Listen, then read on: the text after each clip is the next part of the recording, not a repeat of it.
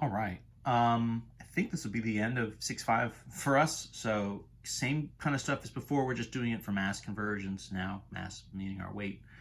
Um, something about gravity and the moon. I've kind of used mass and weight sort of interchangeably. I'll probably continue to do so. Why stop now?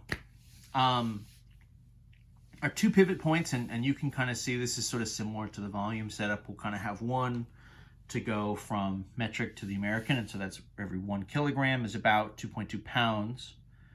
And then we'll have another sort of pivot point, a rate to get from the American system into the metric system, which is 1 ounce, is about 28.35 grams.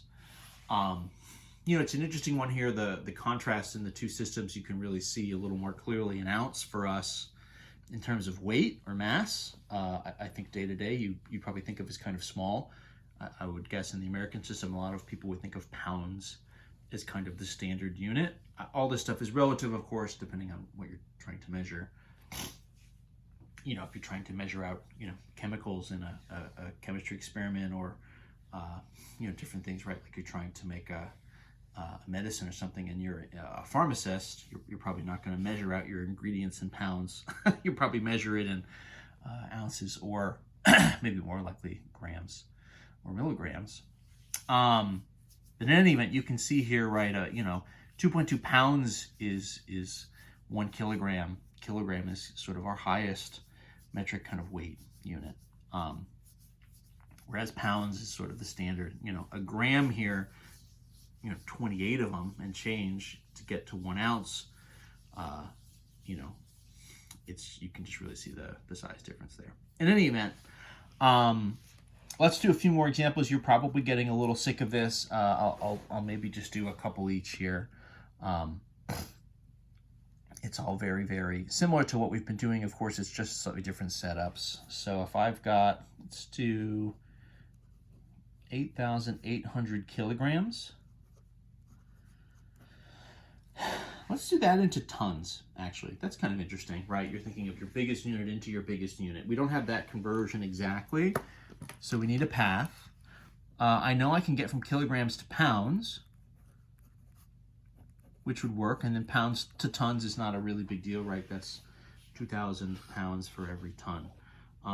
That's a lot, but we're starting with a lot of kilograms, honestly, right? 8,800 kilograms. That sounds like a lot. So let's set this up. So 8,800 kilograms over 1 times, so into pounds, right? So kilograms to cancel, pounds up top. Our rate is 2.2 pounds for every kilogram. So that's multiplication, that's good. And then I can go pounds to tons, right? I'd like the pounds to get out of here, and I'd like tons to be my new unit. 1 ton for every 2,000 pounds. So this has got numbers a little bit on both sides, which is kind of fun. He says unironically. If we stack all this stuff up, so 8,800 times 2.2, and then that whole thing is divided by 2,000. If you were doing this by hand, you could actually do some cancellations here. You could kind of go, you could knock 100 off of there. You could even call this, you could go again and call this 8.8. Divide by 2, that would be kind of 1.1, right? Maybe we're going to end up at, 8.8 times 2.2 over 2 is like 8.8 times 1.1 tons. I'm doing just a little bit of, kind of off screen a little bit actually. Back of the napkin style math. And then that's going to be a 9.68 tons. So, that's a lot. It's a pretty heavy amount, kind of as expected. But again, our setups here are kind of strategies. Very, very, very similar to the kind of things we've been doing before. There's not really anything new that we're sort of doing here. We could do,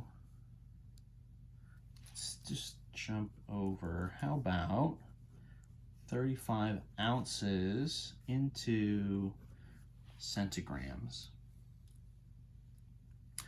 So the path there, if I've got ounces, if I'm starting in ounces, I can go directly from ounces to grams and then grams to centigrams. That seems like that'll be probably the best path. So ounces to grams, grams to centigrams. That seems like that's going to be a pretty good move. Grams to centigrams, of course, would just be metric stuff. 35 ounces over 1. So we've got 28.35 grams for every ounce.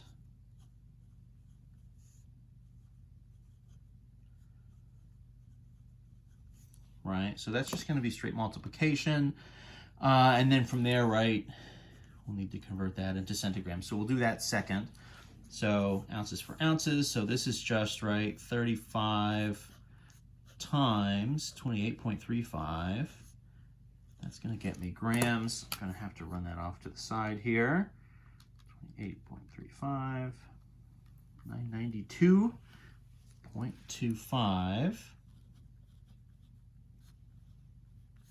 So that's grams. And then to go grams to centigrams. So the setup, right, grams, decigrams, centigrams. So that's going to be a shift twice to the right. It's going to get bigger. So if that goes 2 times to the right, it's going to be 99,225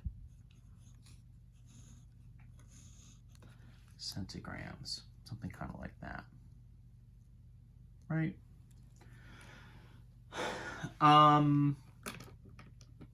Should we do one more? Why not? I guess we've got time. Let me see if I can squeeze one more, maybe shorter one in here. Let's do 20 pounds into kilograms. Boy, that's an interesting one, right? I mean, in theory, we have kilograms directly to pounds, and so you could reverse it. That's going to be a division, or we could do pounds to ounces to grams to kilograms. So then this is maybe a your call type. 20 pounds, right, times 2.2 pounds for every kilogram. So that's really a division. 20 over 2.2. You know, that's interesting. 9.09 repeating, 09090909.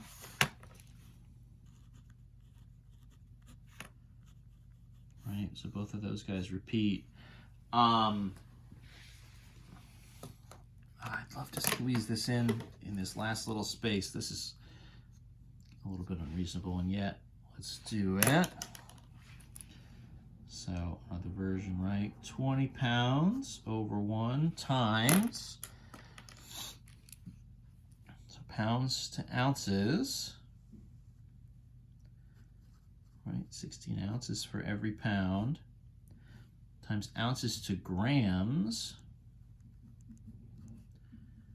28.35 grams, right? So that's 20 times 16 times 28.35. So that's 9,072 grams, and then grams to kilograms. That's going to be a shift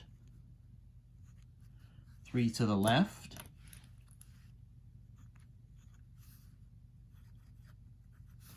So that's going to get us 9.072 kilograms.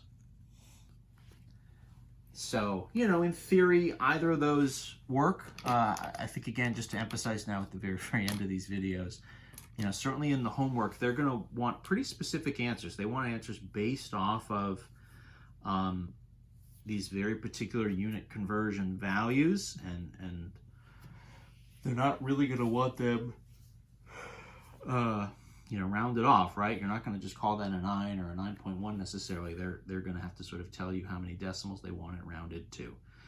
So be particular. Don't just Google it or something and Google the conversions, because those are not necessarily going to give you the same answers. Also, of course, you're not really doing the work if you do that. So I guess two reasons, a more pragmatic reason and also a more please try to learn stuff reason.